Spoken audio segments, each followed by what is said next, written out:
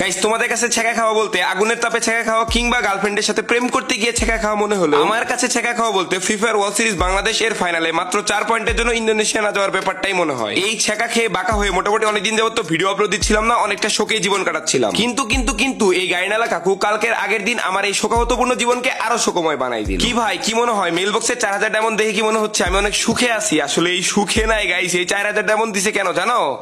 গেমের ভিতরে আমার পার্মানেন্ট গেটআপের বান্ডিল ব্যাগ দিছে, ওই বান্ডিল বের করার জন্য। মানে একবার ডিপলি চিন্তা করো তো, এগুলো কি আসলে ভাবা যায়? 2 দিন পর পর রেয়ার মানে একদম রেয়ার বলবো না আমি, বাট আমার এই বান্ডিলটা গেমে দ্বিতীয়বার ব্যাগ আসছিল না, ওই বান্ডিলটাও ব্যাগ দিয়ে দিছে, আবার আমাকেই বলতেছে 4000 ডায়মন্ড দিয়ে আমার বান্ডিল বের করার জন্য। প্রথমত টুর্নামেন্টের ফাইনালে মাত্র 4 পয়েন্টের জন্য ছেঁকা খেয়ে বাঁকা হয়ে গেলাম, তারপরে আবার এই বান্ডিল ব্যাগ দিয়ে পুরা বাঁকা থেকে আমাকে আবার ছেঁকা অবস্থায় পাঠিয়ে দিয়ে। এখন আমার সাদা মনে কোনো কাদা না থাকলেও একটা কথা তো অবশ্যই আছে, কথাটা আজকে বলবো না, কালকে ইউটিউবের ভিডিওতে বলবো নি। Bye bye, good night. আজকে আমার মন ভালো নেই।